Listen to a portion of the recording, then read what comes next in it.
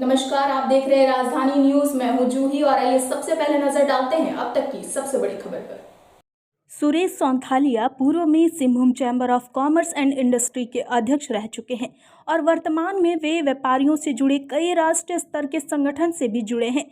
साथ ही एक बार फिर सिंहभूम चैम्बर के चुनाव में उतर चुके हैं। मीडिया से बातचीत के क्रम में उन्होंने कहा कि अपने अध्यक्ष के कार्यकाल में सभी व्यापारियों के हितों की रक्षा की थी, साथ ही बिना कोई भेदभाव के सभी व्यापारियों के लिए कार्य किया, चाहे वो चैम्बर का सदस्य हो या ना हो। उन्होंने कहा वर्तमान समय में वे एक बार फिर व्यापारियों के हितों की रक्षा और उनके उत्थान का मिशन लेकर चुनावी मैदान में हैं। साथ ही कहा कि जीत हासिल करने के उपरांत वे छोटे छोटे व्यापारियों को आज के दौर के ऑनलाइन शॉपिंग की प्रक्रिया से जोड़ने का कार्य करेंगे, ताकि छोटे से छोटा व्यापारी भी अपने व्यापार को भली भांति चला सके। देखिए, चैम्बर का चुनाव कल से प्रारंभ होने जा रहा है और उस चुनाव के संदर्भ पे आज मैंने प्रेस वार्ता रखी थी कि मैं अपनी बातें आप सबों के जरिए से मेरे जो 2000 मेंबर हैं उन तक पहुंचा पाऊँ।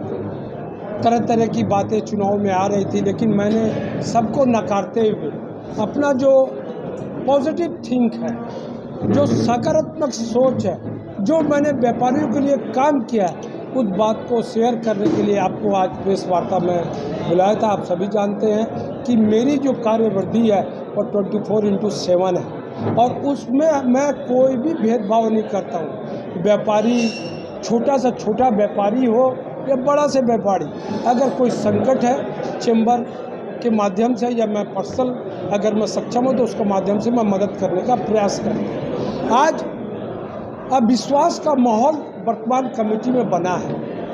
अब उसका नतीजा है कि वर्तमान कमेटी के 7 लोग मेरे नेतृत्व में चुनाव लड़ रहे हैं।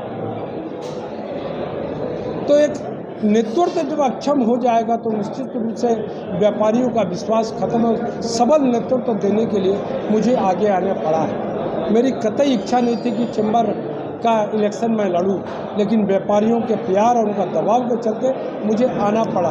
आप देख रहे हैं गोली कांड हो रहा है, व्यापार में व्यापारियों को असुरक्षा का भावना है। सुनारी में एक व्यापारी चैम्बर का मेंबर नहीं है लेकिन व्यापारी है, गोली चला।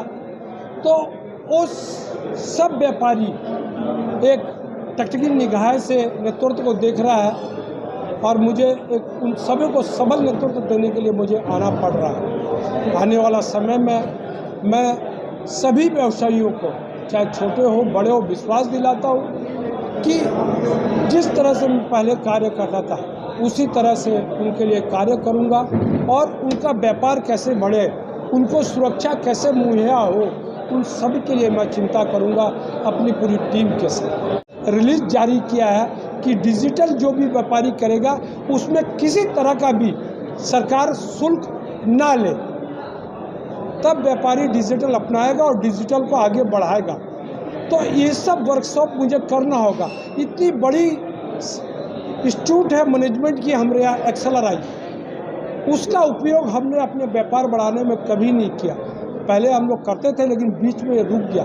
मैं उनका भी उपयोग करूंगा और अभी मैं कैट का राष्ट्रीय सचिव हूं। दिल्ली सरकार के यहाँ मेरी कैट जल्दी पहुंचती है और सिंहभूम चैम्बर के माध्यम से मैं यहाँ की राज्य सरकार, तो मैं दोनों के बीच में पुल का काम करूंगा। अगर जीएसटी का सरलीकरण का मुद्दा होगा तो ये आपको सब मालूम है, काउंसिल दिल्ली में बैठती है, तो निश्चित रूप से मैं एक पुल का काम करके उसमें दबाव बनाऊंगा कि वो जीएसटी का सरलीकरण करें।